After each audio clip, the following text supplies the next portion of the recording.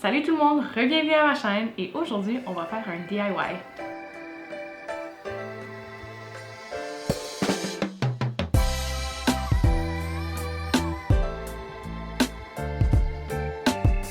Si vous avez écouté ma première vidéo, vous avez sûrement vu qu'il y a genre un mois, j'ai trouvé cette grosse lampe.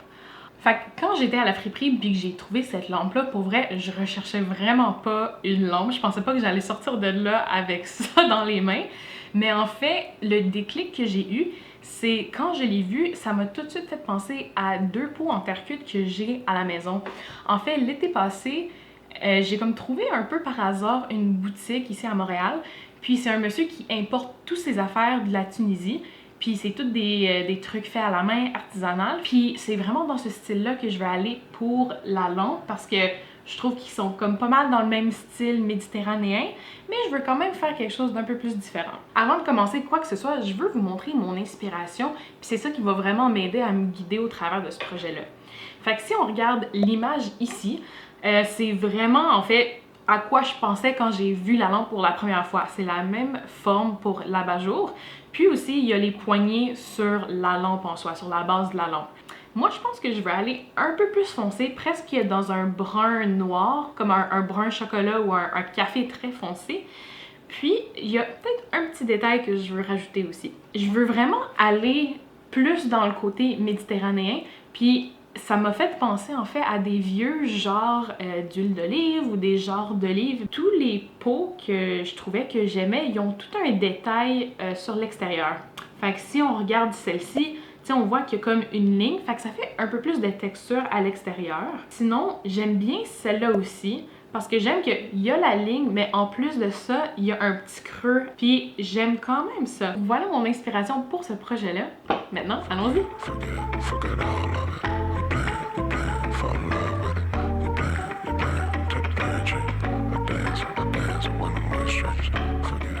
Je suis revenue du Michaels, j'ai été acheter de la pâte à modeler. Initialement pour mon projet, je voulais faire ma propre pâte à modeler qui sèche à l'air, puis pour vrai là, ça a été un échec. J'avais trouvé une recette en ligne, puis je l'ai suivie telle quelle, puis mon résultat là, regardez ça là, c'est comme du fromage en grains. Pour vrai, ça a tellement mal allé, mais je voulais quand même vous partager que des fois les DIY, ça se passe pas toujours comme on le pense, puis c'est toujours bon d'avoir un plan B aussi. Maintenant, ce que je vais faire, je vais passer un petit coup de papier sablé, un 220, juste sur la surface pour enlever un peu la texture de où est-ce qu'il y avait tout le tressage. Après ça, je vais enlever toute la poussière, puis on va mettre la pâte à modeler pour que ça colle bien.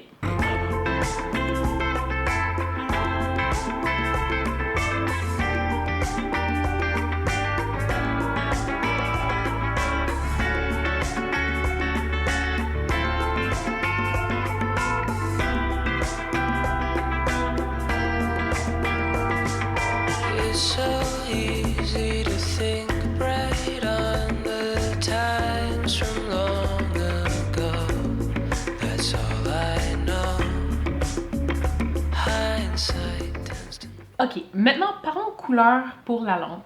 Fait que moi, dans ma vision que j'ai, je veux faire un genre de brun noir, tu sais, quelque chose de vraiment foncé, un peu comme une tasse de café. Je veux aussi faire un test avec du bicarbonate de soude. Je sais que c'est comme daté comme technique, mais en même temps, je l'ai jamais essayé, puis je veux voir à quoi que ça va ressembler sur la lampe.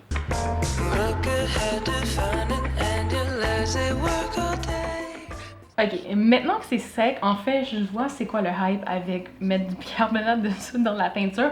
Pour vrai, je dois dire, l'effet que ça donne, c'est vraiment plus beau. En général, je dois dire, la texture est vraiment plus belle, puis je trouve que ça donne vraiment un intérêt visuel plus intéressant que quand c'est juste mat un peu comme ça. Mais je pense que je vais vraiment y aller avec le bicarbonate de soude, juste parce que ça fait un peu plus spécial. Maintenant que j'ai choisi la couleur puis la texture qui me plaît, je vais peinturer toute la lampe sauf les morceaux d'argile parce qu'ils sont pas encore secs.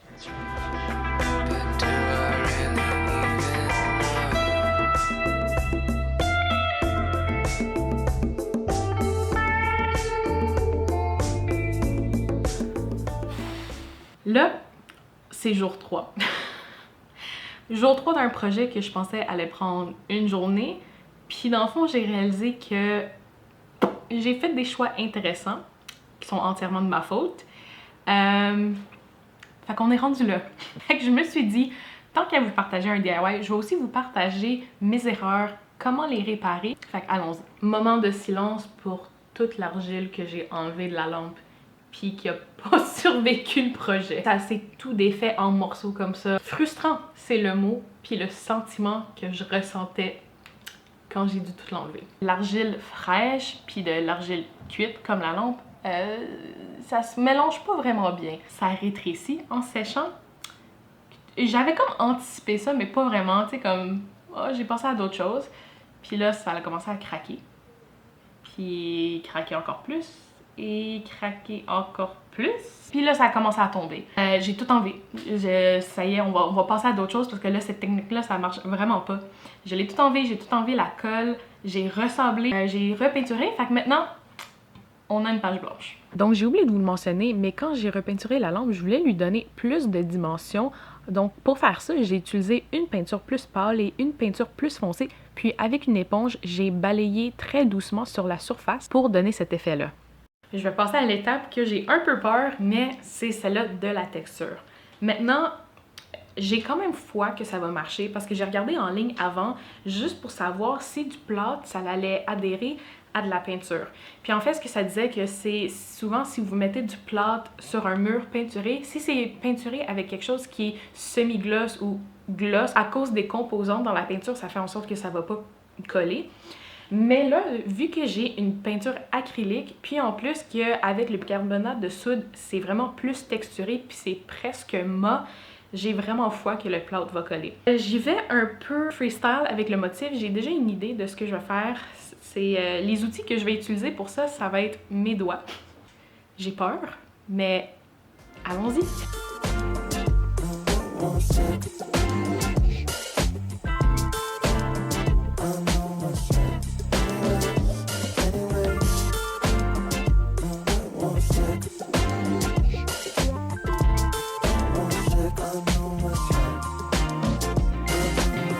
Rose gold for me Sohos. With my chicos like Topo. Say, won't you kick it with some logos? Fait que là, je vais juste attendre que le plâtre sèche complètement avant que j'ajoute de la peinture. Vous avez déjà vu le processus, ça va être la même chose que quand j'ai peinturé la lampe. Fait que off-cam, je vais peinturer le reste, puis je vais vous montrer le dévoilement après.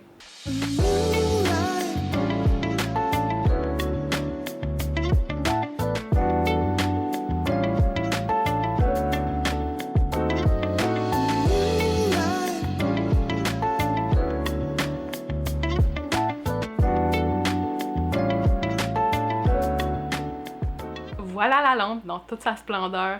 Je dois dire, malgré les hauts et les bas, ça a été tout un projet, puis pour vrai, j'aime le résultat que j'ai obtenu. Fait que j'ai juste à vous dire merci d'avoir été là avec moi, puis on se dit à la prochaine. Bye!